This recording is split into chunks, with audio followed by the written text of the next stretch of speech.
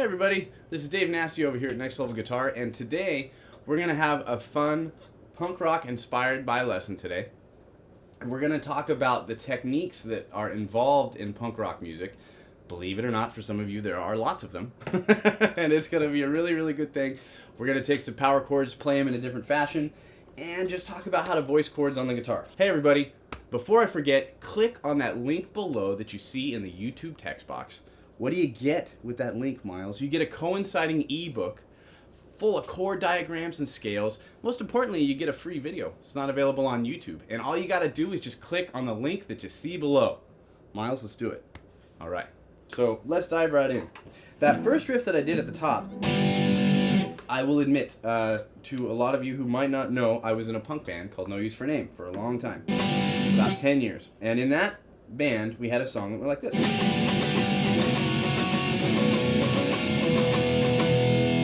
Now, I just wanted to talk about how this came about, because what I did at the top of the song was I played the riff and then I played the chords that were played underneath it. So in punk rock, it's all about the strumming and the timing. I'm a heavy metal guitar player and a blues guitar player by trade, for real.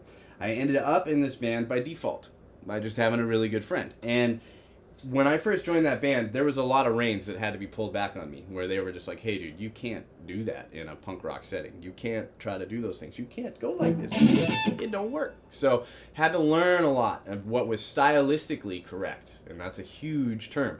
So one thing that I came across with this was the way that people would play, in this case, a G chord. And it's a really cool voicing. This is a major third interval that's going on here on the 10th to the 9th fret, and then you add that octave.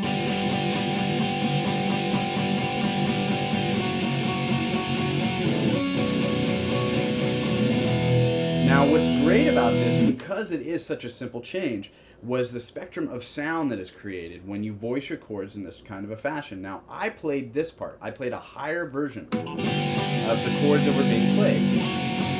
Technically, I'm playing the root and the third, and that's it. That's all I'm doing. And down here, he's playing the root and the fifth of everything that's going on. So between two guitar players, you've got an orchestrated and intentional sense of playing these chords. So you go to that kind of ninth chord there on the B, and when I go to this E, I'm using my pinky to voice it, but all I'm focusing on is these lower three strings, and I've got my pinky up there, hitting the fifth, and I'm putting that fifth in the bottom. Listen to the difference if I go.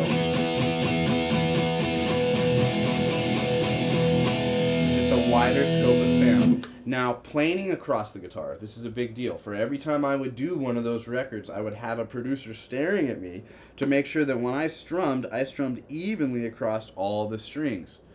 It makes a big, big difference.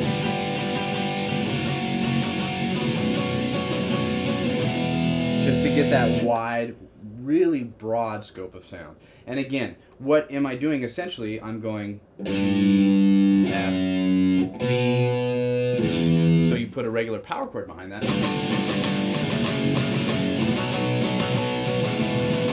And you get this really, cool, we call this the banana strum, by the way. That was the joke. That was kind of what everybody did. And you put the banana strum behind the money beat, and you had a punk song. That was the whole deal. Now, the biggest thing to think about is you want melody to happen in a short period of time with a really fast beat and or song. So how much melody can you cram in a small space? When you voice chords this way, you get overtones that come through the speakers that you don't really realize. And what is an overtone? It's this thing in the background when you're listening to these two chords blended together and you're like, did somebody add something?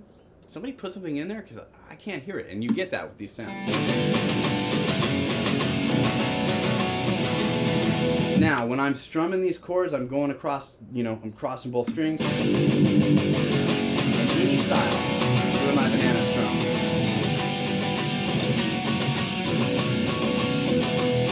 Now, tons of great bands do this, and of course this is something that's going to be accomplished in a lot.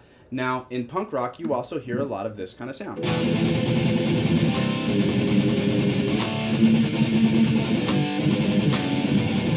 Now, if I was doing that in a metal setting,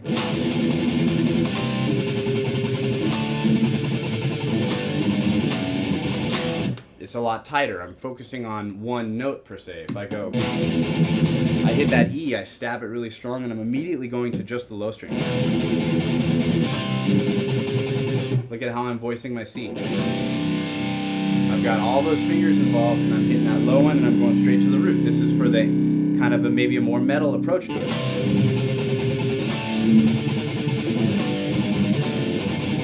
Nice little accent there. And what you do is you blend those two things together. One guitar player can cross both strings, playing both strings evenly.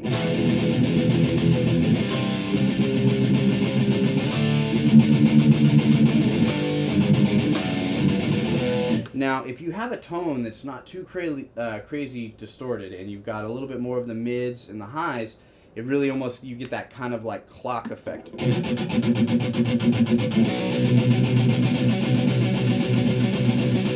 Where it's just ticking back and forth, and that's what you really want to achieve. A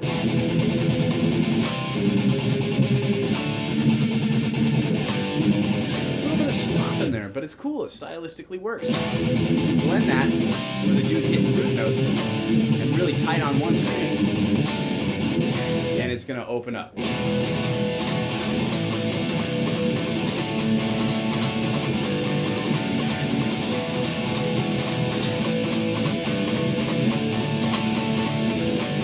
Now these strumming patterns.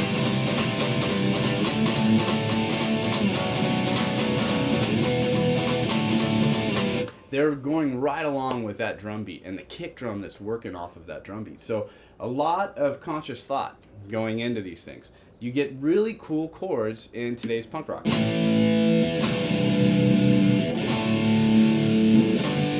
chords. Right? Now, so many of these dudes, you know, me coming from the teacher aspect of it, I'll be honest, I've been around a lot of these guys, and they're like, hey, do you know a D minor and a C go together? You're just kind of like, yeah, man, they do. But in a punk rock world, they don't care about that. There's these new discoveries, and it's melody, and it's just attitude, right, and going for it. So when you get into these changes, you know, if you're going and you're stretching, I always would figure my root note was off of my pinky, you know, off of this stretch chord. And this would be like going to a D. It's like a third. You know, that's kind of what I would think of. So it's kind of like, but you're going, you know, and kind of accenting things this way. And you get a lot of this in punk rock. What are some of the strums? I did a few of them there.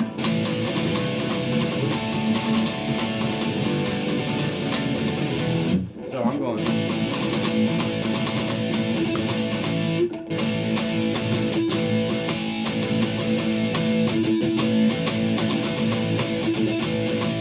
And we're going to have a lot of